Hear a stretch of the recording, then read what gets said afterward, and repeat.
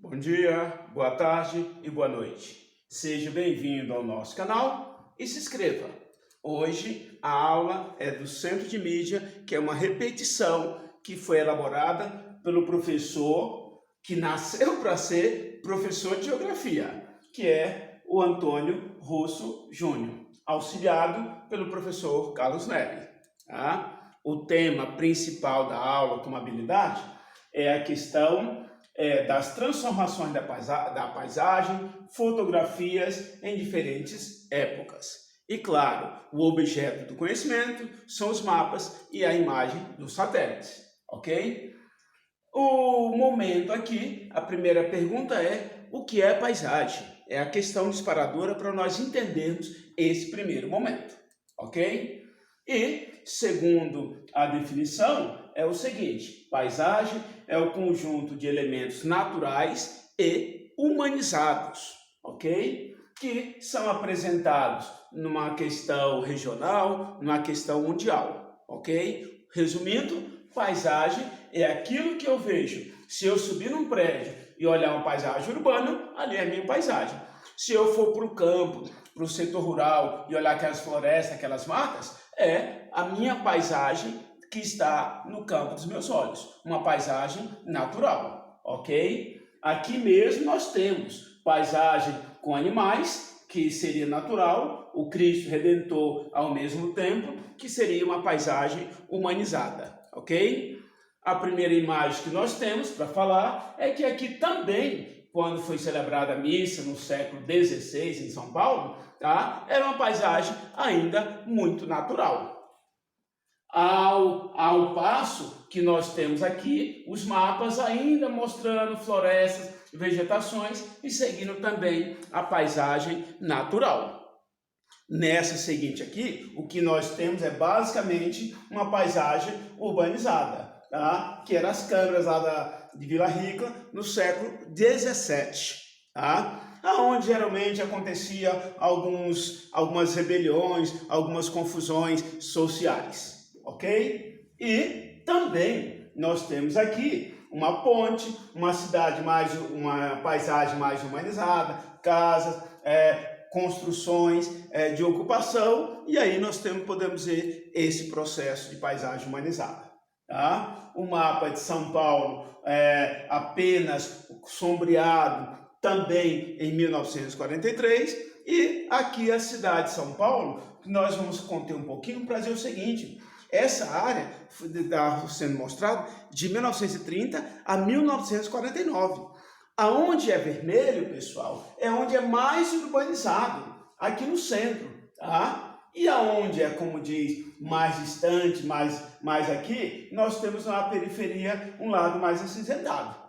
E, para não deixar de lado, tá? A área verde, aqui em cima, nas bordas, na periferia, como aqui no limite sul aqui da região, ok? Então, por esse motivo aqui, você tem algumas transformações o tempo inteiro acontecendo, tá? Essa aqui já é de 1993 a 2002. Olha como ela já transformou bastante essa região, tá? Então, nós continuamos com verde no extremo aqui do mapa, como na parte também superior, e também para mostrar que essas paisagens até 2002 foram o tempo inteiro transformando, lutando até para sobreviver em determinados locais. Duas perguntas aqui: onde você mora? É rural ou é urbano? Aí o aluno faz a intervenção e responde, ok? Nós temos duas paisagens do passado e do presente, tá? A Avenida Paulista, com as mansões do passado, na época dos senhores fazendeiros, que tinham muita riqueza, e as paisagens que faz parte de hoje. Essa aqui, mais urbanizada, mais iluminada, com mais arranha-céu, com muito mais prédios, tá? E, claro, aqui a Estação da Luz, tá? A Estação da Luz, essa em 1900, ok? Que tinha esse espaço aqui. Continua com a Torre do Relógio, mas a iluminação, a ocupação, o asfalto, as vias de acesso ali, bem diferente das de hoje. Claro, tá? E para mostrar mais um, nós temos aqui uma foto do Anhangabaú. Tá? Anhangabaú, nós podemos dizer que temos 3 fotos. Tá? Uma antiga, como diz, com alguma área urbanizada, com um prédio, pouca, entre aspas, pavimentação, se comparar com essa atual, que é só, como diz, foi cimentado quase tudo, pouca árvore tem, e essa aqui, que é a penúltima imagem que se tem, tá? Que é um pouco de arborizado, uma jardinagem ao lado dos seus prédios enormes e no seu entorno. E aqui, o que todo mundo causa frisson, também a questão do minhocão. O minhocão, quando estava sendo construído, tá?